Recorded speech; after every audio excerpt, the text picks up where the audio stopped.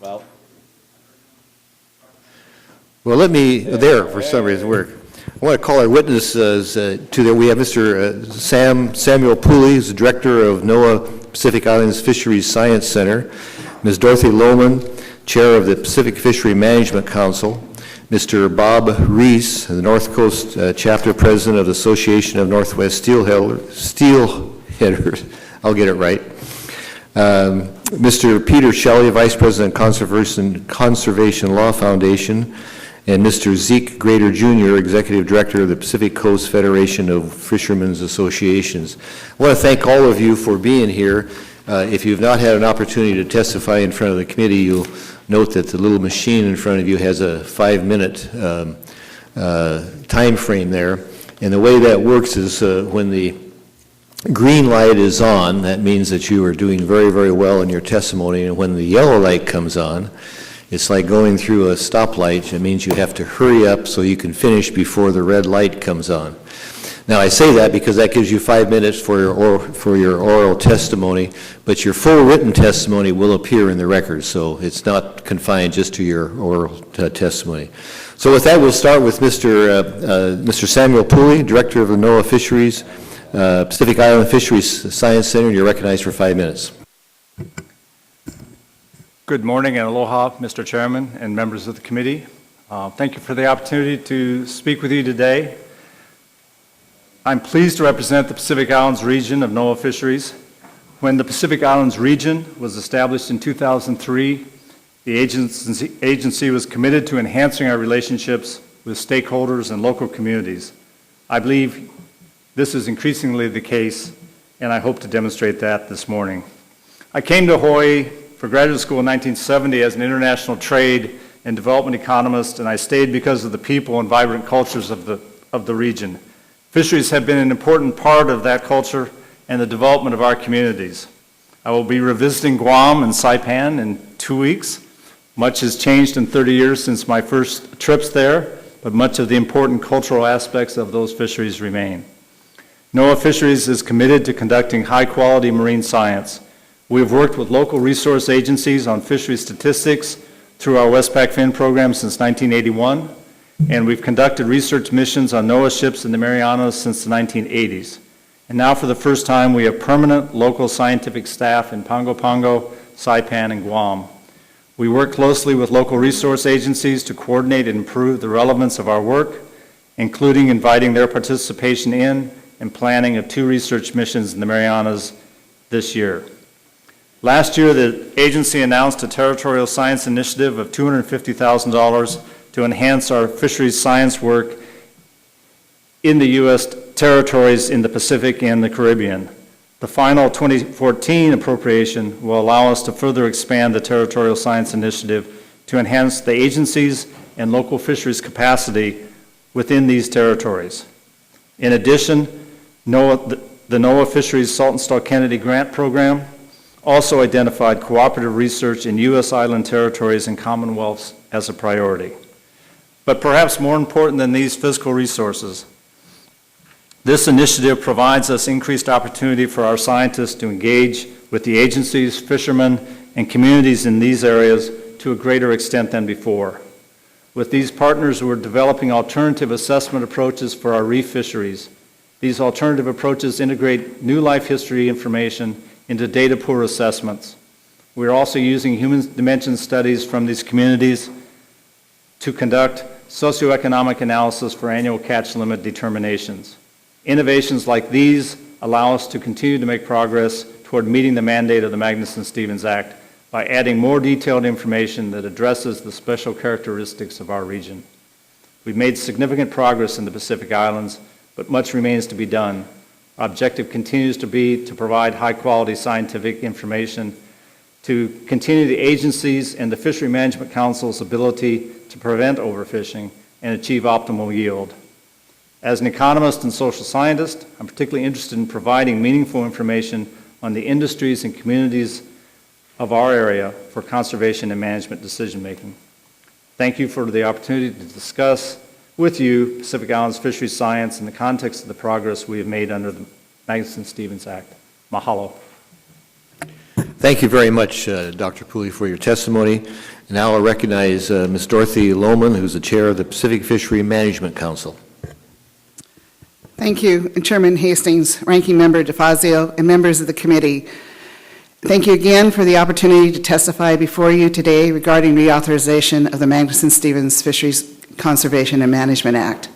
My name is Dorothy Lohman, and I serve as the chair of the Pacific Fishery Management Council.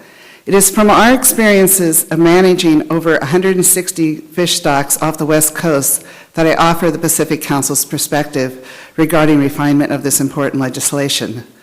The Pacific Council has not yet had an opportunity to review the discussion draft put forth by Chairman Hastings, but we will be doing so in just a few days at our March Council meeting.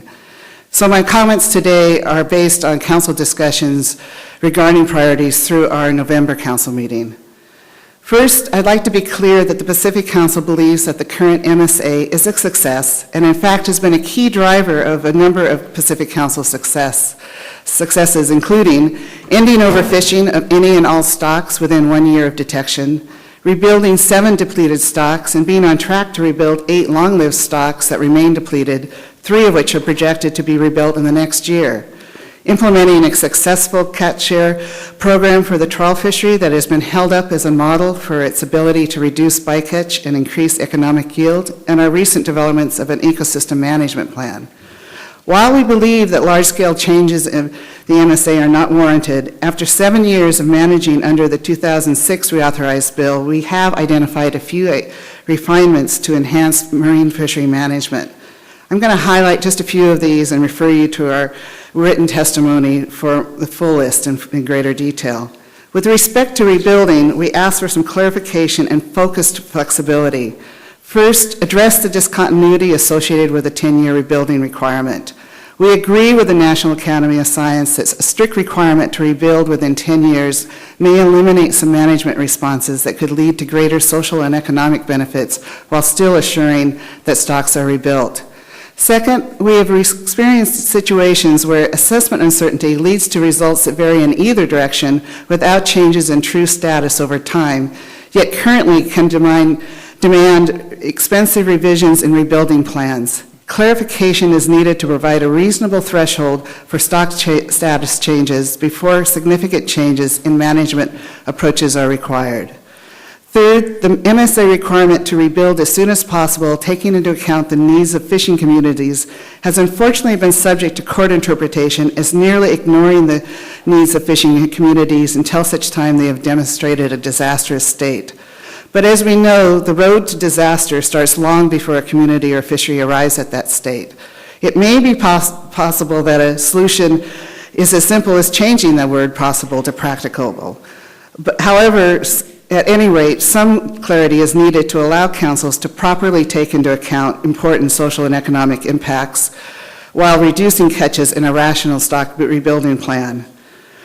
For some situations where improved science and subsequent stock assessments showed that the stock was never overfished, continuation of rebuilding restrictions may not be necessary. However, the MSA does not explicitly allow for such a course of action, and so we'd like to have some clarification on that point. Finally, a few words regarding better alignment of NEPA and MSA. It is not our desire to be exempt from the important environmental protections of NEPA. Rather, we are advocating for more effective reconciliation of the requirements of NEPA and MSA. The councils, along with our partners at NOAA Fisheries, have been working to find ways to front-load some of the required analyses as much as possible. But efficiencies do remain in the current process, requiring substantial additional work and process to satisfy duplicate requirements and mandates. This unnecessarily delays implementation of regulation, causes obsolescence of scientific information, and burdens management resources that could be used more efficiently. In some cases, a mismatch of MSA and NEPA timelines also results in alternatives being developed under NEPA after the council has taken final action. In short, we believe the 2006 mandate to streamline NEPA and MSA has not yet been effectively addressed, and look forward to working with you to achieve this goal. It may be possible to craft revisions to the MSA to include explicit requirements that would result in essential MSA consistency with NEPA and address current challenges without sacrificing the environmental protections of NEPA and efficiently taking advantage of the public process provisions of MSA. So thank you again for the opportunity to provide testimony today. Thank you very much, and I look forward to getting some feedback from the council, obviously, when you do meet. So thank you very much for your testimony. Next, we'll recognize Mr. Bob Reese, the North Coast Chapter President of the Association of Northwest Steelheaders. Good morning, Chairman Hastings, Ranking Member DeFazio, members of the committee. Thank you for the opportunity to provide comments on the Magnuson-Stevens Act reauthorization. My name is Bob Reese, and I'm a sixth-generation Oregonian. I've been fishing Oregon's rivers and Pacific Ocean since 1978. In 1996, I started a fishing guide business and consider myself fortunate enough to spend time with beginners and expert fishermen catching salmon, steelhead, sturgeon, and bottom fish. My business and livelihood depend on healthy fish populations. I've been both the beneficiary of sound, science-based management practices and the victim of poor management decisions. I can tell you now, we are on the right path for recovery and can't afford to turn back the clock on the progress we've already secured, thanks in large part to the Magnuson-Stevens Act. Today, I'm privileged to provide testimony on behalf of the Association of Northwest Steelheaders. Founded in 1960, the Steelheaders is one of the oldest and most cherished sport fishing organizations in the Pacific Northwest. The Steelheaders' mission is anglers dedicated to enhancing and protecting fisheries and their habitats for today and for the future. Before sharing my concerns with the draft proposal, I would like to present some overarching thoughts on fishery management. The U.S. has one of the most advanced fisheries management programs in the world because it is based on science and includes strong, clear accountability measures to prevent overfishing of recreationally and commercially important stocks.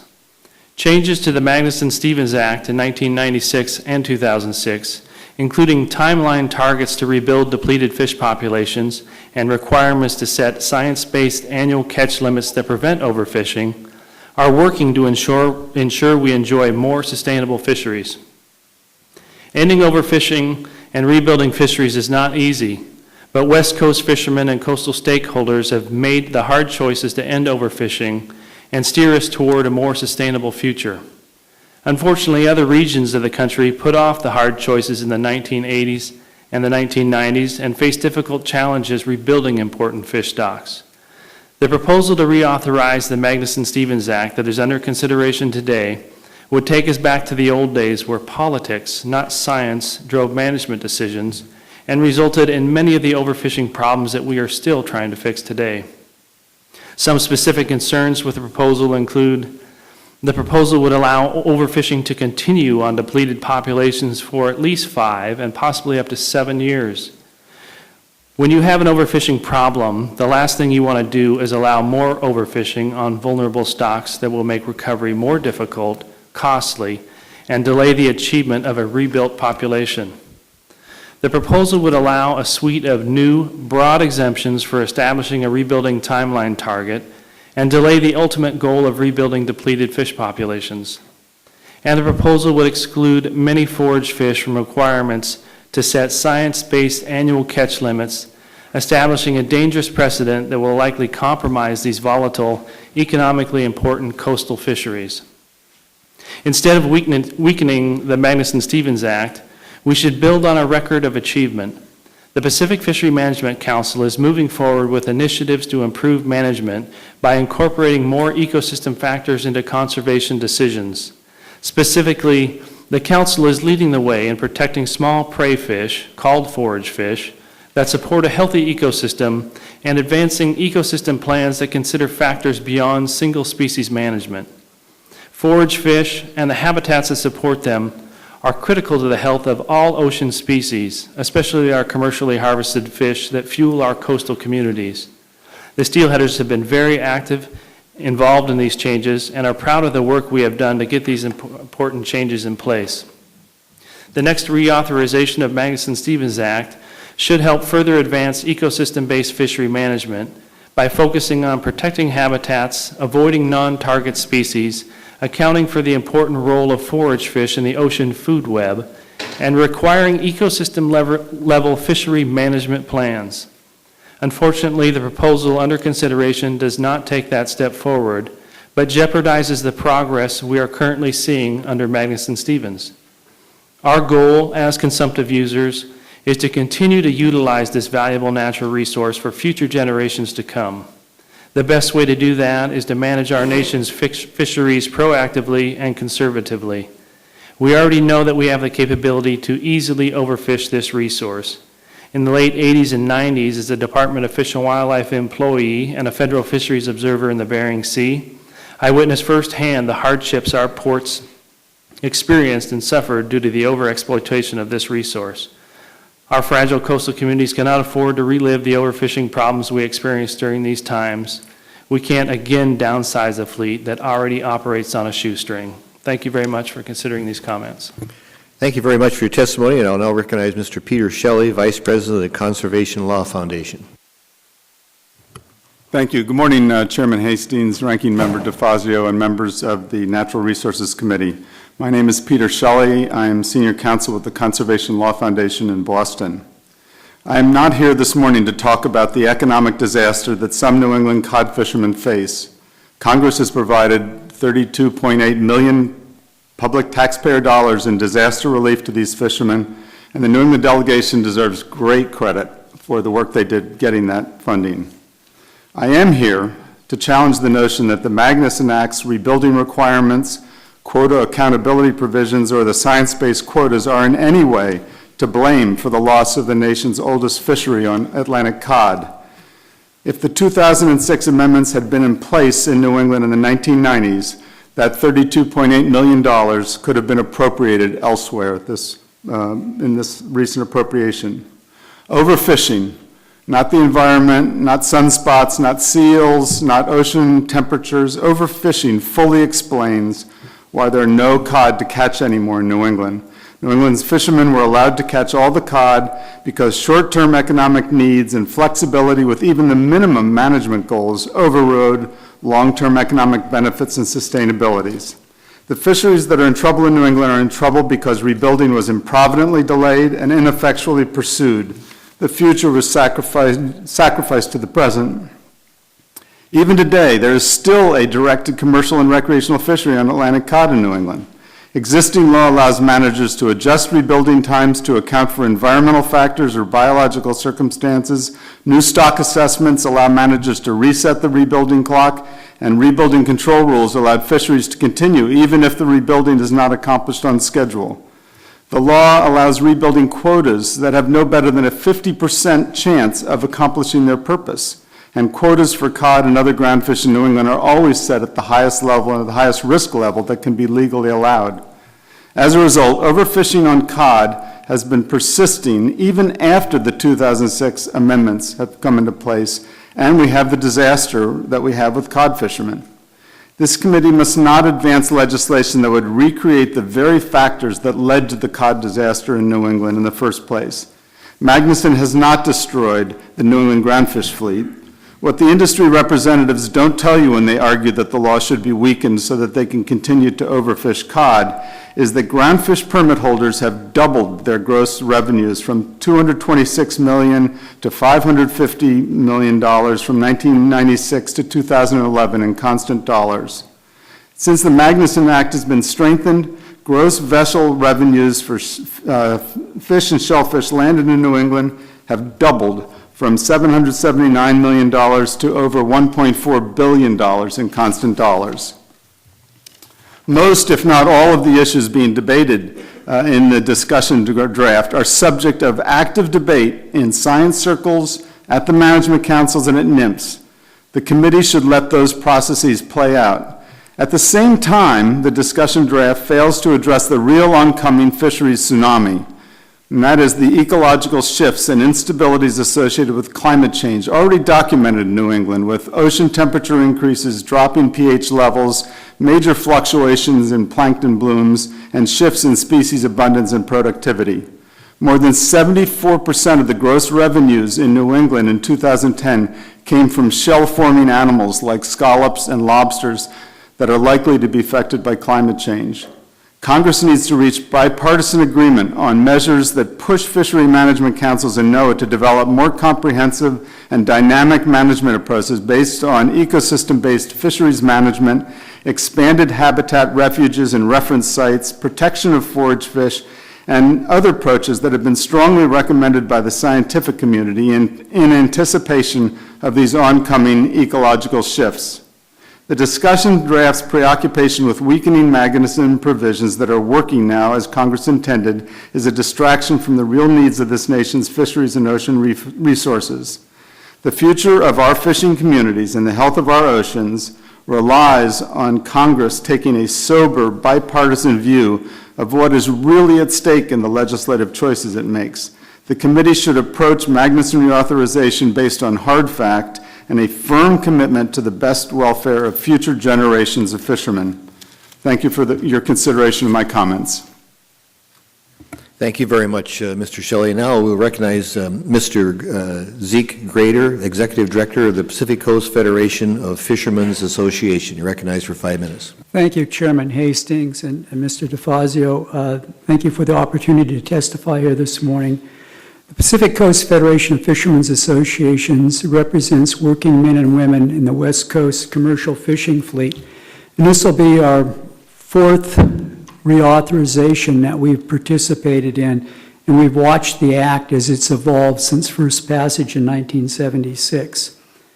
I should say, Chairman Hastings, that we've gone through the committee's draft, the Strengthening Fishing Communities and Increasing Flexibility in Fisheries Management Act. The first thing I would say is you probably ought to change the name.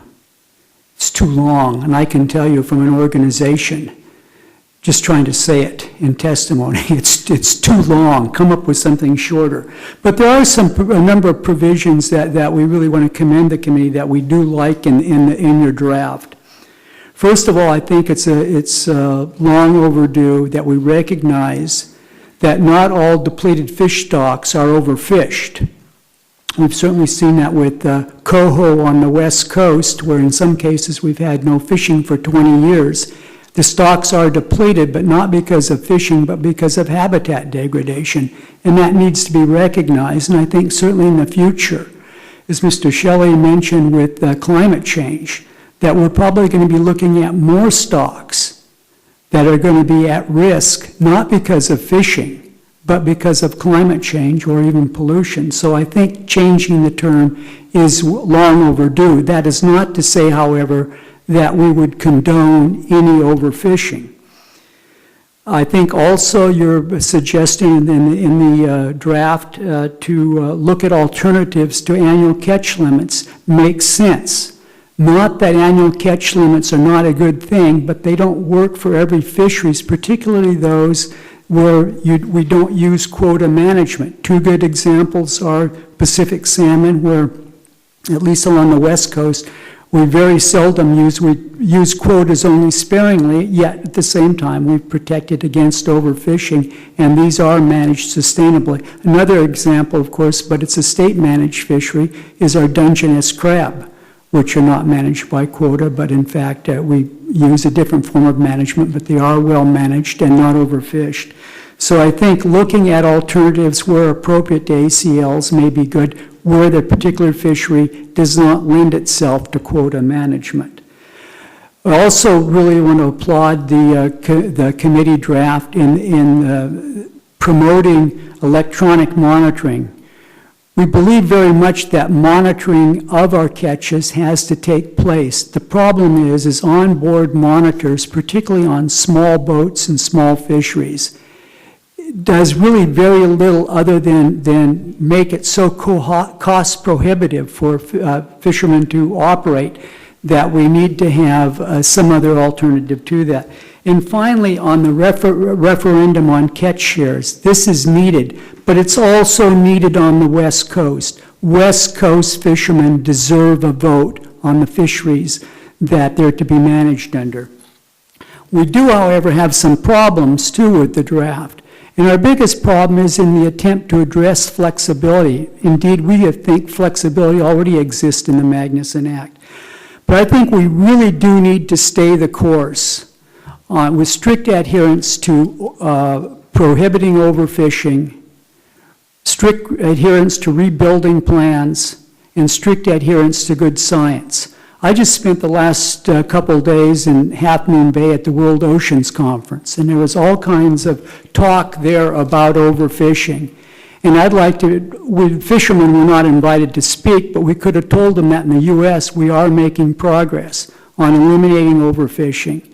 I'd like to be able to go back to that conference next 2 years from now and tell them we have eliminated overfishing in the U.S. And I think we can do that by adhering to the current law.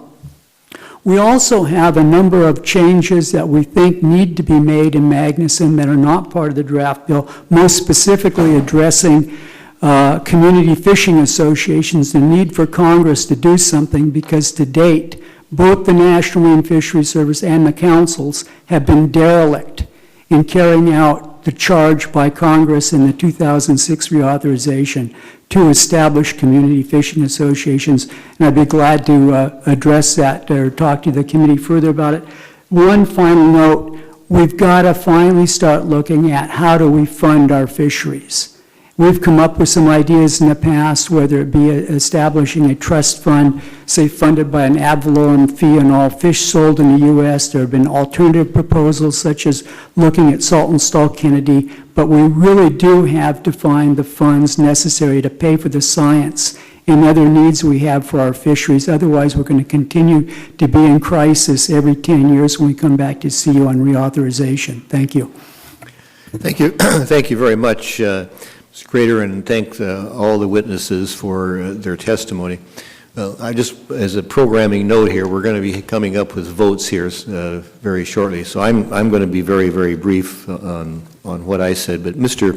Reese, I do want to ask you, in your testimony and your oral remarks, you said that overfishing in the draft would be allowed for 5 to 7 years. Where specifically in the draft are you referring, or do you get those figures? Well, I don't know if I could fully answer that question, Mr. Chairman. A lot of it has to do with just initial 2 years before an assessment is done. Also, the flexibility that's being allowed in the draft. There's a minimum of 5-year lapse that can happen between a full assessment being done and whether there's any management actions taken. Well, Mr. Reese, see, I'll just simply say, we're trying to deal, with facts here, and in your testimony you said 5 to 7 years. The draft does say, however, that there should be consideration taken for those that make a living from fisheries. But that is not shall, it's may in the draft, meaning when you're drafting a law, shall and may are very, very big words. And this says may, but it does not suggest that there should be overfishing. And we want to base the reauthorization on the best facts we have. In your testimony, you said 5 to 7 years. That's why I asked specifically where in that. So if you want to go back and look at that again and respond in writing, we'll very much accept that if you would want to do that. But we're trying to get to a position where we can reauthorize it based on the facts. You said 5 to 7 years, and you couldn't tell me specifically. So I'll give you an opportunity to write back to the committee and tell us exactly how that happens. Yes, okay? I appreciate that. Thank you, Mr. Chair. Okay, good. I recognize Mr. DeFazio. Thank you, Mr. Chairman. I recently, just this week, met with some the trawlers from Oregon, Washington, and we were discussing the need that Mr. Grader mentioned to move beyond observers, get to electronic monitoring, and I'm frustrated that we're not moving more quickly with that. And you mentioned that the bill encouraged it, but I saw in the bill that it said it encourages electronic monitoring, but it can't be used for enforcement. Do you? Yeah, that cause a concern? I understood that too. The issue here, I didn't look so much at the enforcement as just providing the observer coverage. Right. And right now, where we have with the small boat fleet, particularly the small trawlers, is that it's very expensive because each boat is required to pay for its own observer rather than sharing the observer cost among the fleet.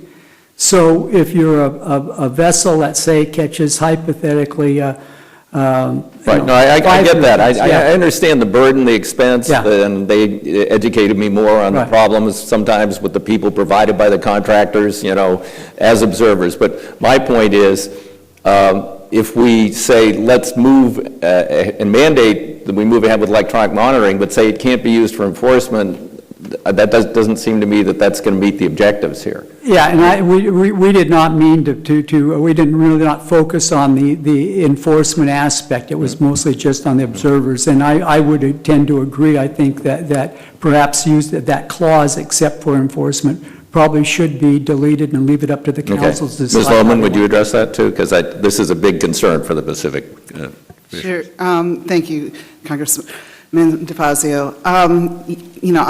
That doesn't work for us to not have it to be able to be used for enforcement. We're in the process of trying to make that tool available, be able to use EM when it meets to maintain our objective of 100% monitoring, but allow for some different tools to be used, like EM, to reach that.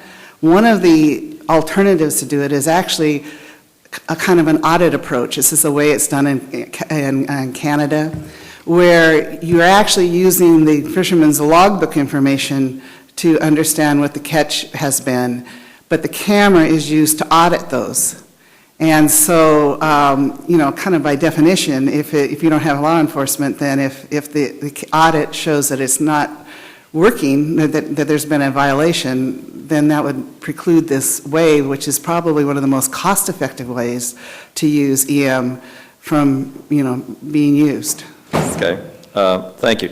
You also, briefly mentioned in the beginning of your testimony that you're looking toward some success on some of the longer-lived stocks, yet you also expressed concerns about the 10-year guideline, or 10-year mandate. Can you get into that a little bit more, because you're calling for a little more flexibility there? It's an issue where some people's flexibility would kind of remove any rebuilding goals, and other people's would perhaps provide a little more leeway, but keeping the goal strong. Can you address that a little bit?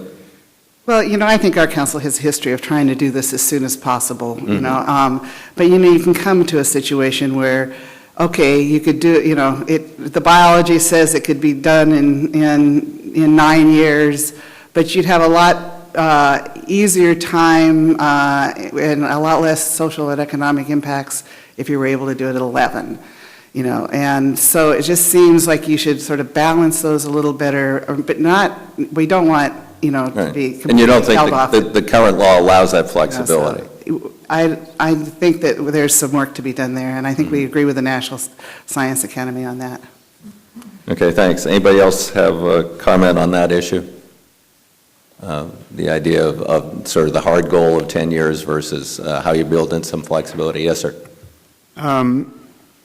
In New England, which is the area that I know, having a hard goal as the basis for crafting the rebuilding program has been very important, and there may be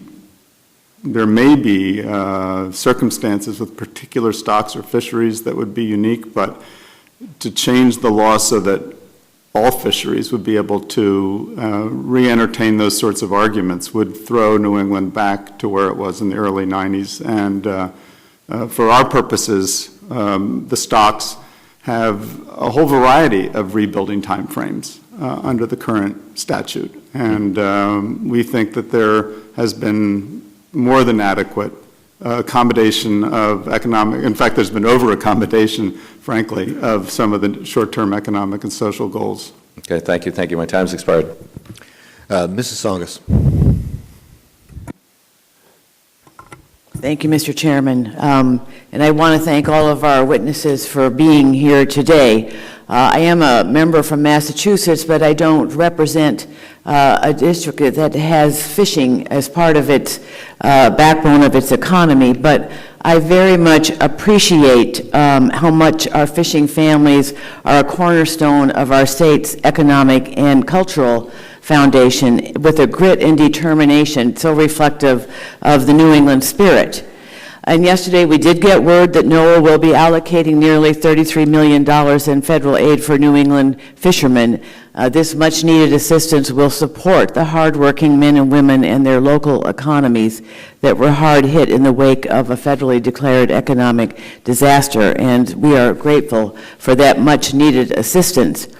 As I've attended these hearings, though, I know we all have similar goals for the Magnuson-Stevenson reauthorization. We all want to implement a regulatory framework that results in healthy, sustainable fish stocks, vibrant fishing communities that can support our fishing families. And I know in Massachusetts, there are a variety of views as to how best to proceed. I have serious concerns that the draft bill we are discussing today, however, overwhelmingly favors short-term economic management decisions over long-term economic and environmental sustainability. And from what you all are saying, I think we have different views depending on what part of the country you come from. More success on the West Coast, the East Coast has greater challenges to overcome.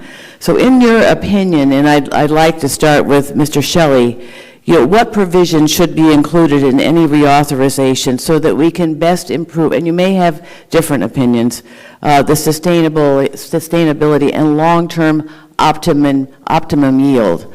And I'd like to start with you. And if you could just come up with 2 or 3 that you think are just key. Thank you, Representative. I think the key thing that the reauthorization has to focus on is climate change and the fact that it is going to disrupt virtually every fishery in the United States in the near term. And it's already showing up in New England. And long-term sustainability is going to require us to confront the fact that this is coming, that it will affect fisheries. Some of them will become more profitable, some of them will become less. There'll be all sorts of changes. But the reauthorization could really benefit that critical debate by laying out some provisions that would advance ecosystem-based fisheries management, push the management system in the direction that the scientists are recommending it needs to be pushed to make it more robust to withstand these ecological forces that are coming our way. Could others comment? If I can just comment quickly, Representative Tsongas, and I don't disagree at all with what Mr. Shelley said, but I think one of the things that's critical to us, and I think actually if you drill down and look into problems in New England, and I have many friends in the fishing fleet from there, is that a big part of our problem is we've never adequately provided for the science that we need. We've been trying to manage on science that either is outdated at times, other times it just isn't comprehensive enough. It doesn't look at the total range of a stock, not to mention then the problem you have if people then choose to ignore the science. So I think really we're going to have to figure out, and from your state, Senator Kerry, when he was in the Senate, and Senator Snow basically started to tackle that issue when they were looking at earmarking Saltonstall-Kennedy Act funds specifically for fishery research. We've got to find a funding source that can be outside of the normal appropriations, and that's why we've suggested perhaps looking at a trust fund. But to come up with a separate funding source, and not just for the science. That could help underwrite such things as helping fishermen develop more selective gear. It could help with, say, even helping underwrite such things as catch insurance. And finally, looking at providing the money for disaster relief, because I watched and read the Gloucester papers and all the others in New England, and watched how long it took before that, and it was shaky how long it took to get that disaster money to fishermen. If we had a fund that was there when we needed it, I think would make a lot more sense. Comments from others? I might just add there's two important key components that may not have enough emphasis in the current act. One is paying attention to critical forage species, which is really all forage fish. These are the species that provide the basic beginnings of the food web, and if we don't pay attention to those stocks, they really risk, we risk jeopardizing many commercially and sport fishing important species. Also, the concept of ecosystem-based management, which is taking root and ever so critical that we understand all the inner workings of ecosystem-based management, is probably underemphasized in the current act and may need strengthening. Time of the gentlelady has expired. Recognize the gentlelady from Hawaii, Mrs. Hanabusa. Thank you, Mr. Chair. My question is for Dr. Pooley. Aloha. You know, I think we can all agree that the purpose of the science-based fishery management is to ensure that we make management decisions that provide sustainable fisheries and protect the vulnerable species, basically. If this is the goal, then management decisions should reflect the actual status of the fish stock based on adequate data and accurate scientific models. Otherwise, I think we're forced to set catch levels based on what I would consider to be uninformative measures like past catch levels, which are also, I think, unrelated to the health of a fish stock. So, as far as I'm aware, the Pacific Islands Fisheries Science Center has only produced 2 stock assessments for bottom fish in the region, in addition to collective work on that's done in conjunction with the pelagic species, where nearly all of the 2,000 coral reefs species under federal management are categorized as data poor. Given the importance, and I think everyone here has testified that science is the necessary underpinning of all of the information, why are so many stocks categorized as data poor, and what is being done to improve that situation? Good morning and aloha, Representative Hanabusa. It's good to see you again. You are factually absolutely correct. And the reason that fisheries in the Pacific Islands, including Hawaii, are data poor ranges from a variety of reasons. And if we focus on Hawaii, it really relates to the complex relationship between commercial and non-commercial fisheries. The state of Hawaii has a quite robust commercial fisheries data collection system that we utilize in our stock assessments and we used for the bottom fish assessments. But reef fish are caught not entirely by commercial fisheries at all. And in fact, the fish auction no longer sells reef fish. That means that we have to rely on recreational surveys and other methods of trying to get a handle on that. The way that we've approached it, and we've worked with the Fishery Management Council staff closely on this, who have identified a number of innovative methods, is to try to bring in some of our coral reef diver surveys, as well as new life history information to come up with alternative assessment approaches. All of the species have ACLs, and the reef fish ACLs are all being revised this year, and we need to give tremendous credit to the Fishery Management Council for the work that they've taken in initiating that. Our role has been primarily to provide the information by which the ACLs can be revised. Now let's follow up on that. The issue of the ACLs, of course, is what, as you probably know, most of our local fishermen take great issue with. Now, when you say that they're being revised, what's the basis of that revision? In other words, what science, given the fact that we're data poor on all of these species, basically, what science is being relied upon to justify the change in the ACLs, whichever way it may change, up or down? Yeah, and we don't know which way it will go, whether it's up or down.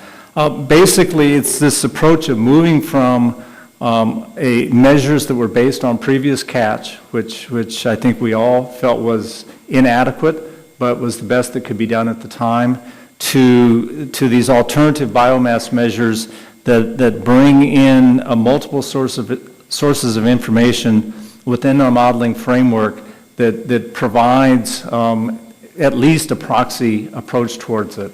Our expectation is, although we can't guarantee it, is that these will not be binding on the existing fisheries because of the breadth of the reef fisheries throughout the Hawaiian archipelago and the closure of the northwestern Hawaiian Islands to fishing.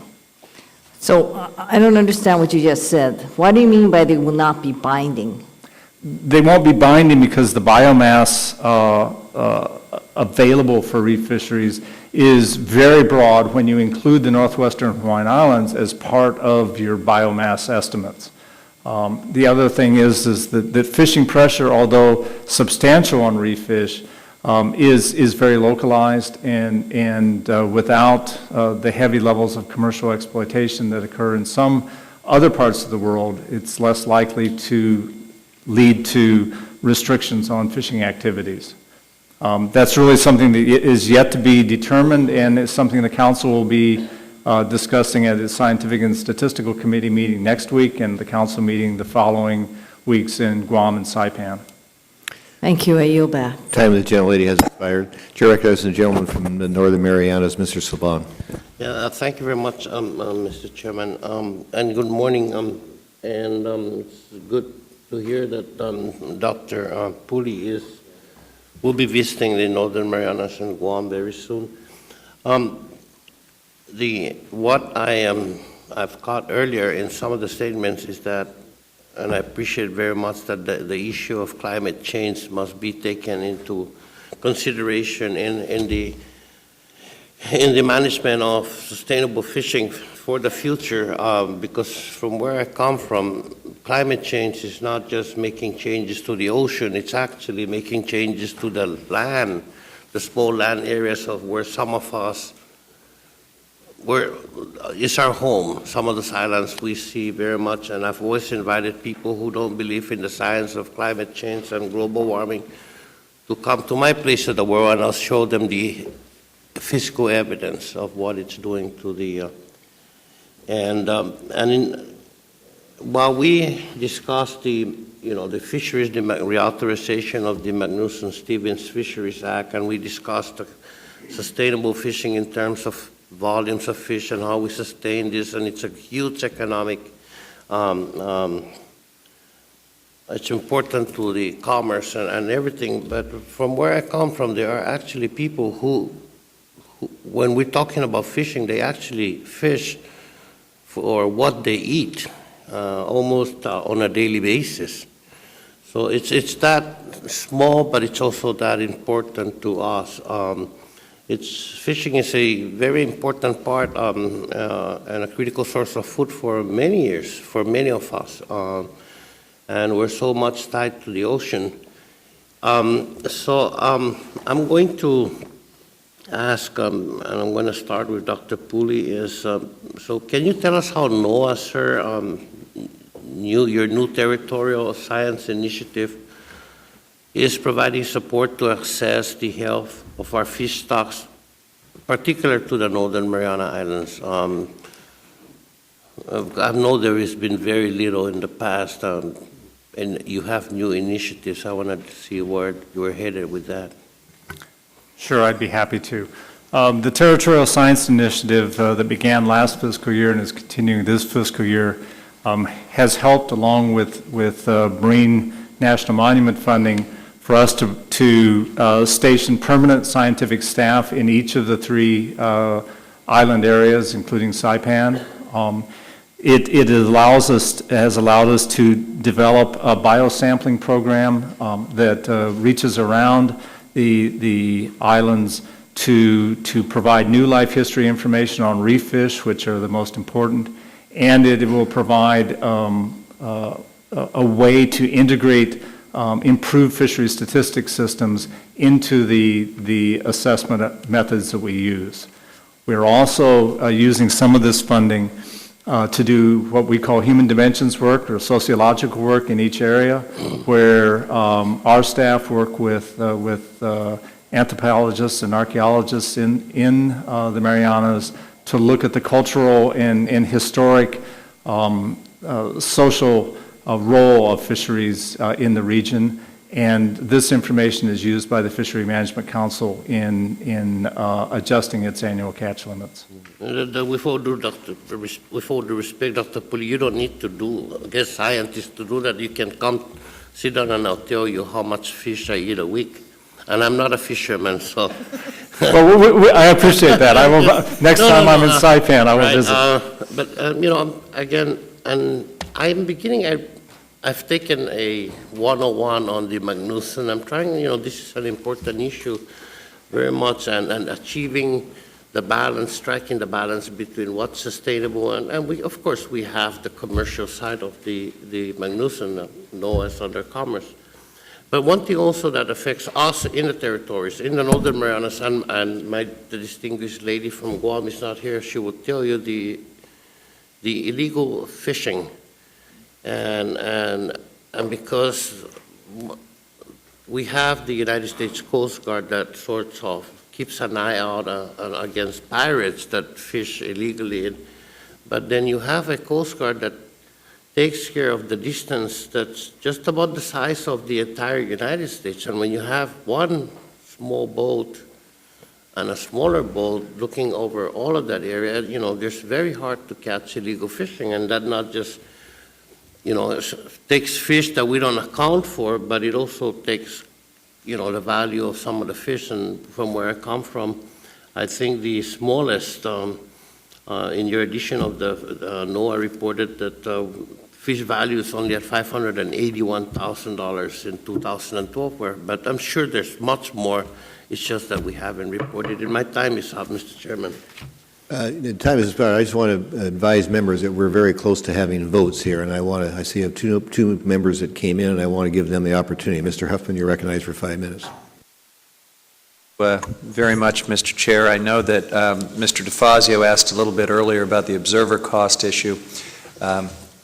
I wanted to, in addition to that, ask about the loan refinance legislation that Congresswoman Herrera Butler and I and several members of this committee are supporting. We know that we've got work to do on the Magnuson-Stevens Act, but as we do that, I wonder if any of the witnesses could comment on the importance of also addressing issues like that loan refinance challenge we face with the Pacific groundfish fleet, especially in light of these additional observer costs that are being foisted on the industry. If I can, Mr. Huffman, I think that legislation is going to be important. Our big concern with the whole way that the Pacific Council has gone about its rationalization is it appears that it's putting a squeeze on the small boat operators. Any type of assistance we can have so that they're not squeezed out of the fishery and we have even more consolidation of the fleet, I think is a good thing. And the observer coverage is one issue. And the idea of lengthening out that loan repayment program so it's not such a financial burden on these small operators will be helpful. So I think the two of them would help a lot and ensure that our groundfish fishery is a community-based fishery and not just a few large boats from a super trawl port. Thank you, Mr. Grader. Would any of the other witnesses care to comment? Thanks. I just wanted to emphasize the council's really interested and really supportive of getting that refinancing done as soon as possible. I sort of view some of the costs in the fleet as sort of three legs. One is the loan, which they have already paid back. They've already paid over $20 million in interest, yet they have barely touched the capital. And, like anything, should more reflect today's interest rates, et cetera. The other piece is that, cost recovery for this catch share program that has some real potential to provide some great benefits to the fleet, but we do need to also realize that as we're building up to all those benefits, we have these costs coming online fairly rapidly. So a 3% cost recovery fee just started this year, as well as an ever-increasing amount of the cost of the observers to the fleet. So in my mind, it's extremely important to find the fastest way to do this refinance. Thank you. Anyone else? Well, I want to thank the witnesses. Thank you, Mr. Chair. I'll yield the balance of my time.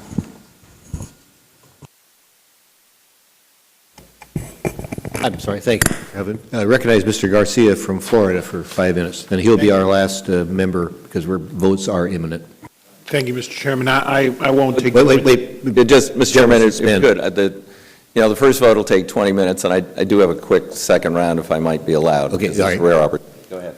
We picked up some time with Mr. Huffman. We'll try to work that in. Mr. Garcia. Very good. I won't be too long, Mr. Chairman. My question is for Ms. Lohman, but of course, if others of you want to comment, that's of course, we've heard a great deal about the importance of the socioeconomic considerations in the reauthorizing this act, assessing the impacts to fisheries management, decisions on fishermen and their communities, and the collection of very specific analysis of economic data that would be shielded by very strict confidentiality rules under the draft legislation. So my question is, would limited access of this data inhibit the councils and others from evaluating the economic impacts, one, and could these restrictions also hamper the attempts to institute cooperative research and management programs? Thank you for the question. We often sometimes struggle to be able to fully demonstrate the economic and social impacts of different issues. And actually, in our written testimony, we identify this as one way that we'd actually think that maybe a little greater access is important rather than less access. Information is power, and I actually think it helps fishermen to have that data available. Thank you. Thank you, Congressman. That's a really important question. We are tremendously frustrated as interested members of the public in getting access to social, economic, science data, that's even the data that's generated with public funding. Everything's protected. And so when small ports in Massachusetts say they're being crushed relative to the larger ports, there's no way we can actually understand what's going on with those ports because the data won't be released to us because it might reveal some confidential business information in a small port. We really need to get both better data and better access to data, and I think we would make better policy decisions to the degree we did that. Thank you. Thank you, Mr. Chairman. I yield back the balance of my time. I thank the gentleman from Florida. I recognize the ranking member, Mr. DeFazio. Thank you, Mr. Chairman, and I think this would be probably both to Ms. Lohman and Mr. Grader. There's a provision in the bill that says fisheries data, and perhaps the gentleman just spoke, addressed this in a different way, but from being used in coastal and marine spatial planning, meaning this data could not be used when we're having discussions of, in particular right now, wind farms off Oregon and elsewhere. And I have had my fishermen express tremendous concern about their lack of meaningful input dealing with the Bureau of Ocean Energy Management as relates to this. And it seems to me that this is an unnecessary prohibition, particularly if we want to try and put these things in places that aren't prime fishing grounds. I mean, it's not secret where people fish anymore. People, everybody knows where you fish, and it's not like the old days where you had your place to go and you went over the horizon and no one knew you were there. Good. Could anybody address that? Thank you, Representative DeFazio. I think I sort of mentioned it in my last one. Information is power. And we get fishermen coming to the council pleading for us to engage more and to be able to share that kind of information that we have collected on across fisheries in different places and have access to. So I think it's important to be able to use that information in those discussions with other users of the ocean. Ms. Grader? Yes, I think it's also important to have that information. In fact, when we were developing California's network of protected areas, the process was problematic, but I think one of the better aspects of it was the fact that we did try and get good economic data from the fleet so we knew just what type of impact those protected areas would have and try to avoid those as much as possible, and that is where there'd be serious economic displacement. Great.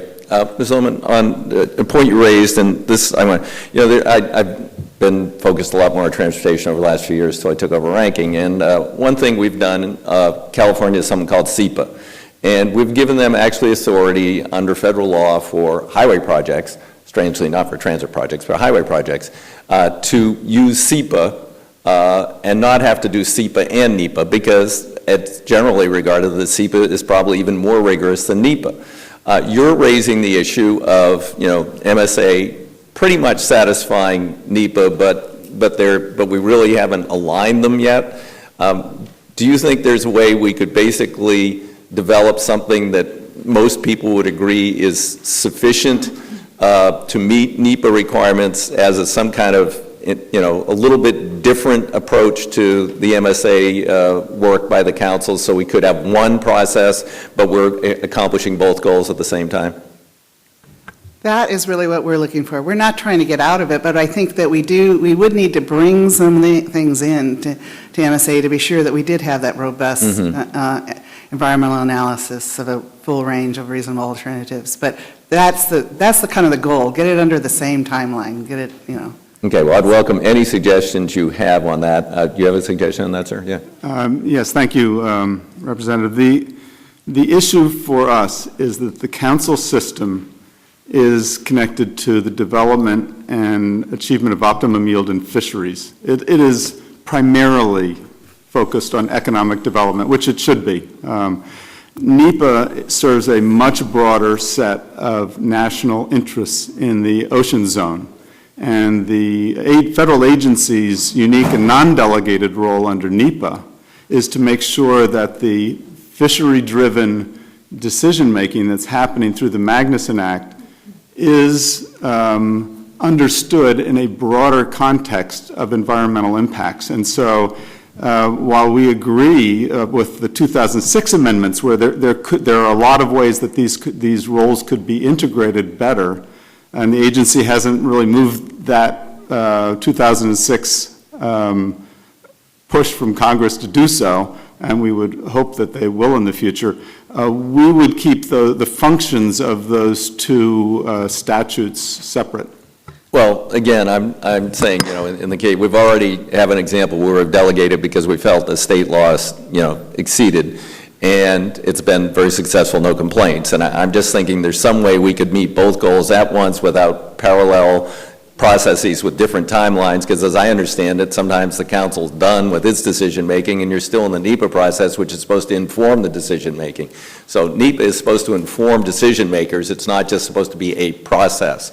So anyway, I'm open to any ideas anybody has about how we can meet this goal, but thank you, Mr. Chairman. I just wanted to, if I could, just follow up on what Mr. DeFazio said. I think from our standpoint, from representing commercial fishermen, we are very wary of any attempt to try and change the NEPA process. It's been very important to us for the reasons that Mr. Shelley said, as well as to ensure that we have very thorough analysis and have a good range of options presented. The other thing I should say is the ESA provisions in the draft are problematic to us. We've probably had the most experience of any fishing group in the nation dealing with the ESA, and it works when there's funding for it and support for it. But I don't think that the councils really are set up, nor do they have the staff to be able to handle ESA issues. And I think for that reason, ESA issues need to be kept where they are.